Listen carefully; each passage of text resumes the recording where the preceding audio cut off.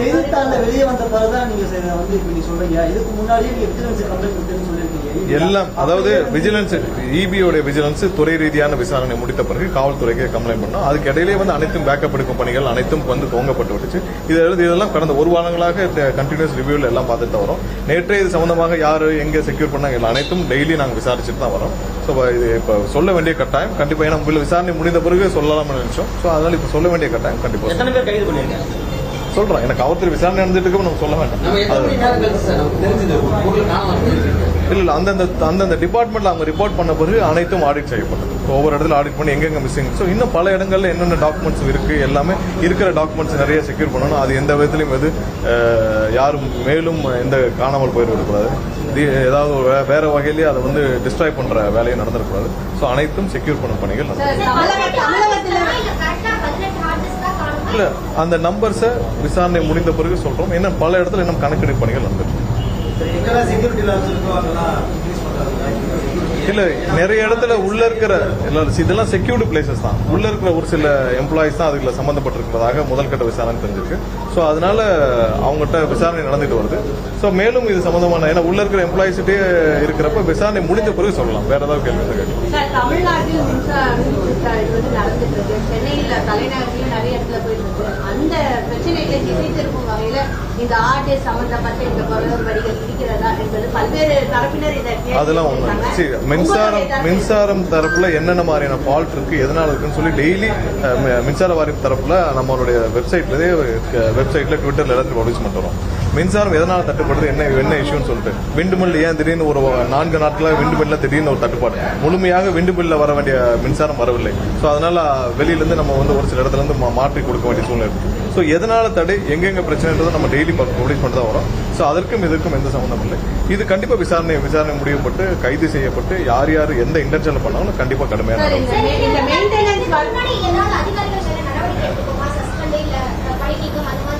இல்ல. கடந்த ஒரு மாதங்களாக பலர் மீது நடவடிக்கை எடுக்கப்பட்டுள்ளது. பலர் சஸ்பெண்ட் பண்ணப்படும். இந்த விவகாரத்தில் இதுவரை இப்பதான் அரெஸ்ட் பண்ணப்பட்டிருக்கு. இன்னும் நாங்க முடிஞ்ச பிறகு சொல்றோம். ஏன்னா பேர்கள் எதுவும் விசாரணையில் இருக்கும்போது சொன்னால் நன்றாக இருக்காது. இது மிகப்பெரிய அளவில் விசாரணை செல்ல வேண்டும். இன்டென்ஷன் இல்லாம எப்படி ஹார்ட் டிஸ்க் எடுப்பாங்க? எந்த இன்டென்ஷன் எடுத்தாங்கன்றதான் நம்ம விசாரிச்ச முடியும். கண்டிப்பா என்ன இன்டென்ஷன்ல இது திருடப்பட்டுச்சு, யார் சொல்லி திருடினார்கள், இதற்கு பின்னாடி யார் இருக்கா, என்ன மாதிரியான டேட்டாக்களுக்காக இதை திருடினார்கள், என்ன இன்டென்ஷன்ல இது திருடினாங்க, இது அனைத்தும் விசாரணை முடிந்த பிறகுதான்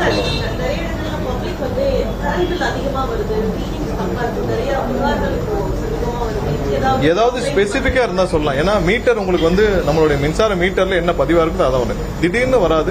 என்ன ஸ்பெசிபிக்கா ஏதாவது அவங்க இருந்தால் கண்டிப்பா கொடுங்க. அதற்கான என்னன்னு செக் பண்ணிட்டு கண்டிப்பா முக்கிய காரணம் நிறைய பேர் சொல்றது என்னன்னா மெயின்டெனன்ஸ் ஒர்க், அதாவது ஹெவி லோட் இருக்கும்போது சொல்லிடுறேன் என்னன்னு பாருங்க. பொதுவாக வந்து நம்ம இதுல வந்து நம்மளுக்கு தேவையான அளவுக்கு இப்போ ஒரு 250 சப்ஸ்டேஷன்ஸ் இன்னைக்கு இருக்கிற தேவைகளுக்கு நமக்கு தேவை. ஏன்னா அதிகமான லோடு வந்து இப்ப இரவு நேரங்கள் எடுக்கப்படுது, பீக் ஹவர்ஸ்ல அதிகமான லோடு எடுக்கப்படுது. சோ அது நமக்கு தேவையே இன்னைக்கு பாத்தீங்கன்னா குறைஞ்சபட்சம் 250 சப்ஸ்டேஷன்ஸ் தான் தேவை அந்த லோட ஹேண்டில் பண்றதுக்கு. சோ இது வரைக்கும் இன்ஃப்ராஸ்ட்ரக்சர் அளவுல எந்த பெரிய மாற்றங்களும் செய்யப்படல. சோ அதனாலதான் பாத்தீங்கன்னா பெரிய அளவுல லோடு தேவைப்படும் பொழுது அதை டிஸ்ட்ரிபியூட் பண்றதுக்கு சப்ஸ்டேஷன்ஸ் இருக்கு. சோ எல்லா இதுல பாத்தீங்கன்னா மதுரையில 6 சப்ஸ்டேஷன் தேவைன்னு கடந்த ரிவ்யூல சொன்னாங்க. இது மாதிரி சென்னையிலயும் எந்தெந்த இடத்துல சப்ஸ்டேஷன் தேவைன்னு ஆல்ரெடி கணக்கெடு பணிகள் இருந்திருக்கு. சோ பாதி சப்ஸ்டேஷன்ஸ் இப்ப துவங்கப்பட்டிருக்கு, ஆனா முடிக்கப்படவில்லை. சோ இதெல்லாம் முடிக்கப்பட்டு அடுத்த வருடத்துக்காவது தேவையான அளவு நம்ம வந்து ரீச் பண்ணணும். சோ இதெல்லாம் இது பிரைமரி ரீசன். ஏன்னா ஒவ்வொரு நாளும் கெப்பாசிட்டி கூட்டிட்டே இருக்கு. பட் அதை டிஸ்ட்ரிபியூட் பண்றதுக்கான சப்ஸ்டேஷன்ஸ் நம்ம போதுமான அளவு இல்லை.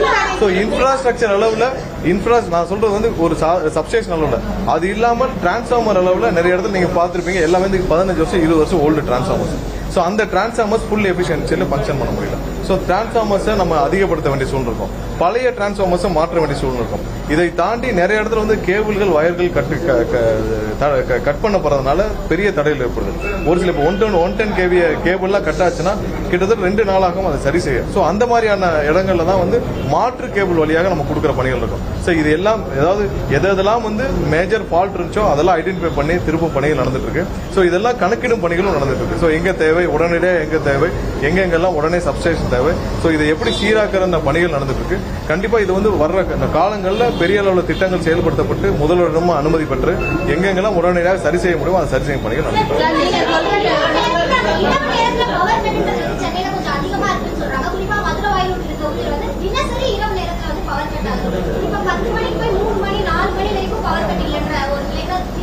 இல்ல எல்லா இடத்துலயும் எந்த நேரத்துல ஃபால்ட்னால வருதோ அதை நம்ம சீரமைச்சுட்டு தான் வரும். தொடர்ந்து ஒரே ஏரியால அப்படிலாம் இல்ல, ஒரு சில இடத்துல ஃபால்ட்னால வருது. இப்ப நம்ம மொபைல் டீம்ஸ் வச்சிருக்கோம். மொபைல் டீம்ஸ் உடனடியாக அங்க சென்று அங்க பணிகளை செய்து அவங்க வந்து அதை போக 1,40,000 பேர் வேலை பார்க்க வேண்டிய இடத்துல 70,000 பேர் தான் வேலை பார்க்கறாங்க. 50% ஆட்களே இல்லை.